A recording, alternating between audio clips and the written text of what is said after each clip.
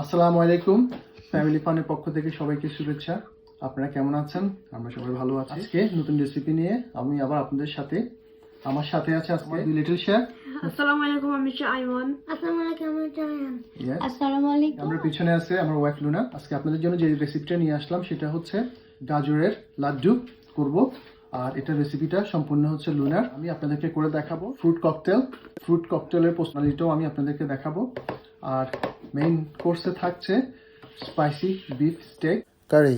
Beef স্টেকটা সম্পূর্ণ এটা আমার নিজের রেসিপি, তো ওটাও আমি আপনাদেরকে দেখাবো। আমাদের সাথেই এখন আমি আপনাদেরকে দেখাবো কিভাবে গাজরের লাড্ডুটা তৈরি করতে হয়। গাজরের লাড্ডু তৈরি করতে লাগবে কিছু গাজর, এটা পরিমাণ মতো কতটুকু করবেন তার উপর ডিপেন্ড করছে। 1 কেজি, আচ্ছা ঠিক আছে 1 কেজি। আর লাগবে কনডেন্স মিল্ক আর ঘি। আমরা অলরেডি কিছু গাজর গ্রেট করে রেখেছি এখানে।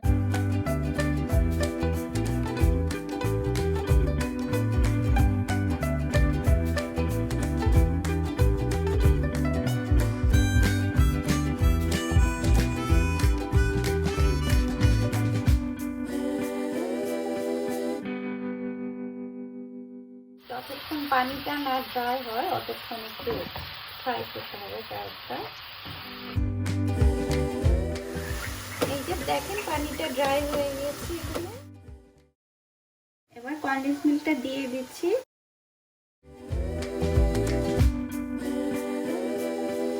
না লেগে যায় ওদিকে খেয়াল রাখতে হবে।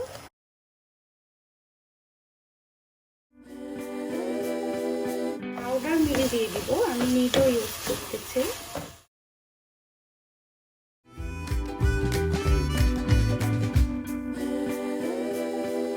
আমার হাতে ঘি দিছি, মা বলছে দিতে। আমরা হাতে একটু ঘি নিয়ে নিব এটা গোল করার জন্য।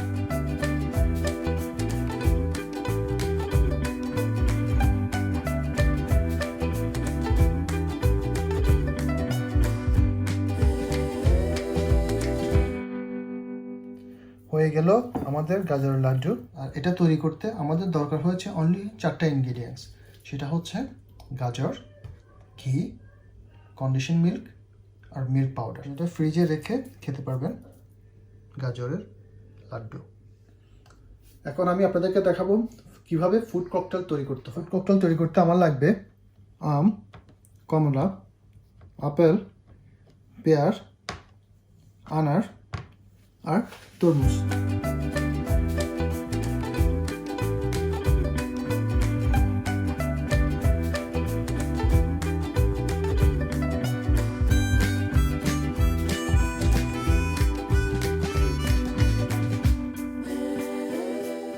এটা সম্ভবত অল সিজন ম্যাঙ্গো। আপনাদের হাতের কাছে যখন যে সিজনে যে ফ্রুটস দিয়ে এই সালাডটা করতে পারবেন।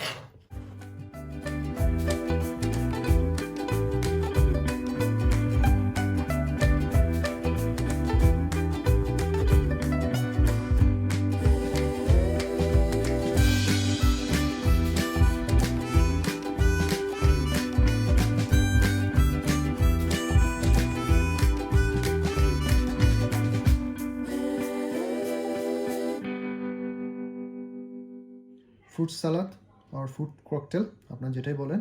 তো আমি এখানে সব ফ্রুটসগুলো এখানে মিক্স করব। আমি কোনো স্পাইস দেব না, কোনো কিছুই দেব না, যা শুধু এটাকে আমি মিক্স করব।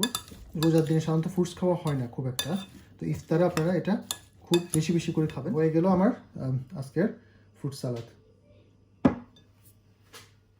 আপনারা এটা দই দিয়েও খেতে পারেন। দই পছন্দ করলে টক দই, আর কেউ যদি মিষ্টি দই পছন্দ করেন মিষ্টি দই দিয়েও খেতে পারেন।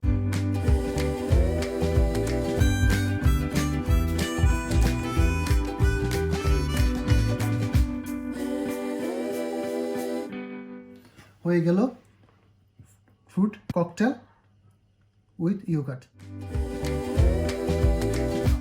আমি আজকে আপনাদেরকে দেখাবো স্পাইসি বিফ স্টেক কারি।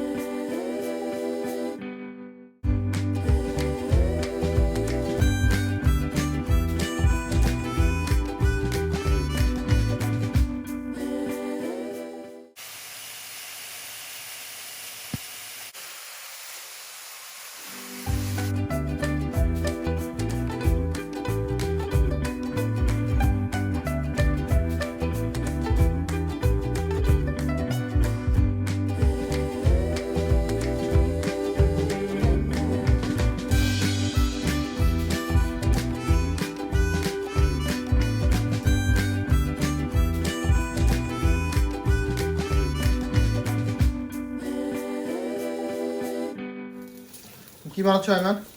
আমি পরোটা বানাচ্ছি। তুমি কি কি বানাইতে পারো এখন? পরোটা জানাই কেমনে বানাইতে। দিলে চিকেন বানাইতে পারি মনে হয়। গ্রিল চিকেন বানাইতে পারবা? আমি এখানে পারবো। ওয়াও, ভালো হয়, আমি জানি না। আর কি পারবা? আর কিছুই পারি না। আচ্ছা ঠিক আছে। তুমি তো এটা পুড়ে ফেলছো। আমি পুরাই নাই, তুমি এই যে তো আজকে আমি 4টা পরোটা বানাইছি, 2টা আমার জন্য, 2টা আইনের জন্য।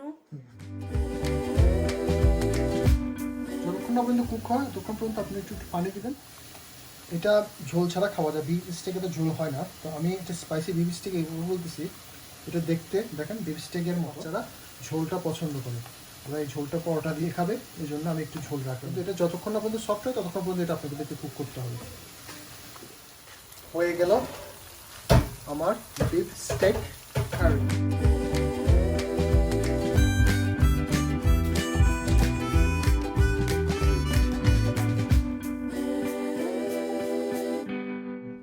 এ হচ্ছে আমার ইফতার, ফ্রুট সালাদ, সুইট কর্ন, একটা আলুর চপ, 2টা খেজুর, ক্যারটের লাড্ডু।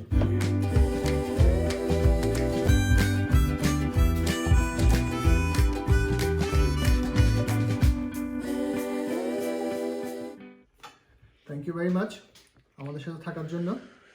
আমার ইফতার রেডি। আমার বাচ্চারা আজকে রোজা রাখছে, সবাই ইফতার করবে, এখন আমাদের ইফতার চান।